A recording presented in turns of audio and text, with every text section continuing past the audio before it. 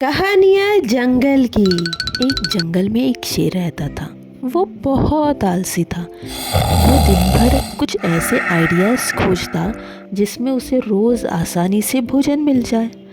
अंत में उसके दिमाग में एक आइडिया आ गई। उसने अपने मित्र कटफोड़वे की मदद से खुद के बीमार होने की अफवाह सारे जंगल में फैला दी।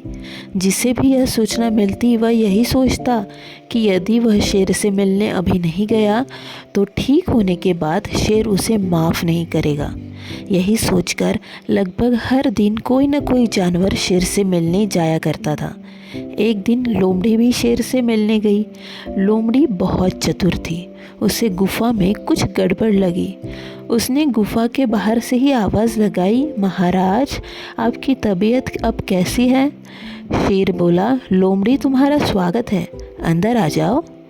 लोमड़ी बोली, महाराज मुझे अंदर आने से डर लग रहा है। शेर ने जवाब दिया, डरो मत, मैं बहुत बीमार हूँ, इसीलिए हिल डुल भी नहीं सकता। मैं तुम्हें कोई नुकसान पहुँचाऊँगा नहीं। लोमड़ी बोली, महाराज मुझे कुछ तो गड़बड़ लग रही है। शेर ने गरज कर पूछा, कैसी गड़बड़? लोमड़ी ने कहा, महाराज जानवरों के पैर के निशान गुफा के अंदर तो जा रहे हैं लेकिन बाहर नहीं आ रहे। शेर समझ गया कि लोमड़ी उसका भेद जान गई है। उसने लोमड़ी को पकड़ने की कोशिश की लेकिन लोमड़ी भी तैयार थी। शेर के बाहर आते ही वह तुरंत वहाँ से भाग निकली। उसने सारे जंगल में सारे जानवरों को शेर की योजना बता दी। धोखेबाज सांप। कनक वन में विषदंत नाम का एक बूढ़ा सांप रहता था। उसने सोचा कि कोई ऐसा उपाय करना चाहिए जिससे कम मेहनत में ही भोजन मिल जाए। एक दिन उसने तालाब के किनारे कुछ मेंढकों को खेलते हुए देखा। उसे एक युक्ति सूझी। वो मेंढकों के पास जाकर रोने लगा।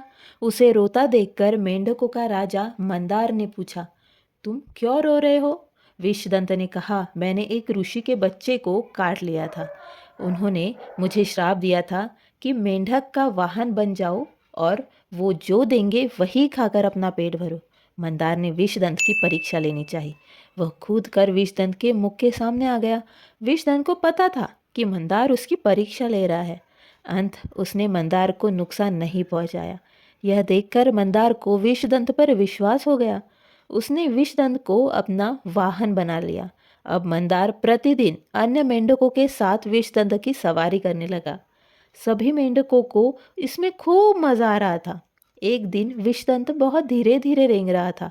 मंदार ने पूछा, तुम आज इतने धीरे क्यों रेंग रहे हो? विषदंत बोला, श्राप के कारण मैं कई दिनों से भूखा हूँ, इसी कारण कमजोर हो गया हूँ। मंदार ने कहा, तुम्हारी पीठ पर जो आखिरी मेंढक बैठा है तुम उसे खा लो। इसी तरह अब प्रतिदिन दिन भर घूमने के बाद विषदंत को मेंढक खाने को मिलने लगा। धीरे धीरे सारे मेंढक खत्म हो गए और अंत में विषदंत ने मंदार को भी खा लिया। बेवकूफ सुअर। बहुत समय पहले की बात है। एक जंगल में सुअर रहते थे। उनमें बहुत ही ज़्यादा एकता थी, इसीलिए शेर भी उनके पास जाने से डरते थे। उनमें एक छोटा सा सुअर भी था जो बहुत शरारती था। एक दिन वह जंगल में अकेले खेल रहा था। उसे एक शरारत सूझी, बचाओ बचाओ बचाओ, शेर आया शेर आया। ये कहकर वो ज़ोर ज़ोर से चिल्लाने लगा। कुछ ही पल में वहाँ ढेर सारे जंगली सुअर उसकी सहायता के लिए पहुँच गए। जब उन सुअरों ने शेर के बारे में पूछा तो शरारती सुअर हंसने लगा। सभी समझ गए कि उसने शरारत की है। उसे इस शरारत में बहुत मज़ा आने लगा। अब वह प्रतिदिन इसी तरह की शरारत से अन्य सुअरों को परेशान करने लगा। उसे बड़े बुजुर्ग सुअरों ने बहुत समझाया लेकिन उसने किसी की नहीं सुनी। उसकी इस शरारत से धीरे धीरे सभी सुअर परिचित हो गए। अब जब भी वह सहायता के लिए पुकारता तो एक दो ही सुअर आते और कभी कभी तो कोई भी नहीं आता। एक दिन घूमते घूमते वह सुअर का बच्चा बीच जंगल में जा पहुंचा। एक शेर ने उसे अकेले घूमते हुए देख लिया और उसकी तरफ बढ़ने लगा। सुअर के बच्चे ने जब शेर को देखा तो वह डरकर भागा और सहायता के लिए पुकारने लगा। अन्य सुअरों ने जब उसकी पुकार सुनी तो उन्हें लगा कि ये छोटा सुअर आज भी शरारत ही कर रहा है। वह सोचकर कोई उसकी सहायता के लिए नहीं आया। उधर शेर ने उस सुअर के बच्चे को अपना शिकार बना लिया और बेचारा मर गया। शेर और जंगली सुअर की दोस्ती। गर्मी का मौसम था। एक जंगली सुअर पानी पीने तालाब पर पहुंचा। उसी समय एक शेर भी वहां पर आ गया। सुअर ने शेर पर ध्यान नहीं दिया और पानी पीता रहा। शेर को लगा कि सुअर उसका अपमान कर रहा है। उसने सुअर से कहा, मेरे आने के बाद भी तुमने पानी पीना बंद नहीं किया। तुमने मेरा अपमान किया है। सुअर को भी अपनी शक्ति पर बहुत घमंड था। उसने जवाब दिया, मैं तुम्हें अपना राजा नहीं मानता, इसलिए तुम मुझे पानी पीने से नहीं रोक सकते। सुअर की कड़वी बातें सुनकर शेर का गुस्सा बढ़ गया। वह सुअर पर झपट पड़ा। सुअर भी तैयार था। दोनों की लड़ाई शुरू हुई। कुछ गिद्ध आराम से उनकी लड़ाई देख रहे थे। उनमें से एक गिद्ध ने कहा, भाई, इस लड़ाई में जीत चाहे किसी की भी हो, लेकिन भोजन तो हमें मिलना ही है। लड़ाई बहुत देर तक चली। उसी बीच शेर ने पेड़ पर बैठे गिद्ध को देखा। उसे समझने में देर नहीं लगी कि वे लड़ाई के परिणाम का इंतजार कर रहे थे। शेर ने लड़ना बंद कर दिया। उसने सुअर से कहा, हम दोनों की लड़ाई में लाभ तो इनका ही होगा। ये गिद्ध हम दोनों में से किसी एक के मौत का इंतज़ार कर रहा है। अंत हमें लड़ना बंद कर देना चाहिए। सुअर को शेर की बात सही लगी। दोनों ने लड़ाई बंद कर दोस्ती कर ली। उधर गिद्धों ने जब यह देखा तो निराश होकर वो वहाँ से चले गए। नकलची कौवा। बहुत समय पहले की बात है। स्वरूपन वन में एक नकलची कौवा रहता था। वो हमेशा दूसरों को देखकर उनकी नकल करता था। एक दिन उसने देखा कि एक बाज दूर आसमान से उड़ता हुआ आ रहा था। वह बाज तेजी से धरती की ओर गया और उसने एक मेमने पर हमला कर दिया। उसने देखते ही देखते उस छोटे मेमने को अपने मजबूत पंजों में उठा लिया। वह बाज उस मेमने को उठाए बहुत दूर निकल गया। कौवा उस बाज से बहुत प्रभावित हुआ। वह भी बाज की तरह ही कुछ करना चाहता था। एक दिन कौवा पेड़ पर बैठा था। उसने देखा कि एक कमज़ोर मेमना घूम रहा है।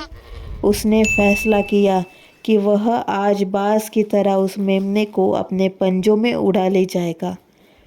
वह पहले तो ऊपर आसमान में उड़ा और फिर उसने पूरी ताकत के साथ मेमने पर हमला कर दिया। मेमने ने देखा कि एक बड़ा कौवा उसकी तरफ उड़ा चला रहा है। वह झट से थोड़ा बगल में हट गया और कौवे का सिर एक चट्टान से जा टकराया। कौवा बहुत तेज़ गति से आ रहा था, इसीलिए उसे बहुत चोट आई और वह मर गया। हाथी का बदला। किसी गांव में एक बड़ा साहूकार था। उसके पास एक हाथी था। हाथी बहुत समझदार था। वो रोज़ गांव के किनारे स्थित तालाब में नहाने जाता था। तालाब के रास्ते में एक दर्जी की दुकान पड़ती थी। हाथी जब भी दुकान के पास से गुजरता, दर्जी उसे केले खिलाता था। हाथी को केले बहुत पसंद थे। वो रोज़ तालाब जाने से पहले दर्जी की दुकान पर रुककर केले खाता था। उसके बाद ही तालाब में नहाने जाता था। दर्जी एक दिन अपनी दुकान में बैठा काम कर रहा था। हाथी उसके दुकान पर पहुंचा। दर्जी को उस दिन शरारत सूझी। उसने हाथी को केला खिलाते वक्त उसकी सूंड में सुई चुभो दी। हाथी जोर जोर से चिल्लाया और झटपटाकर रह गया। हाथी की ऐसी हालत देखकर दर्जी जोर जोर से हंसने लगा। हाथी समझ गया कि दर्जी ने उसके साथ शरारत की है।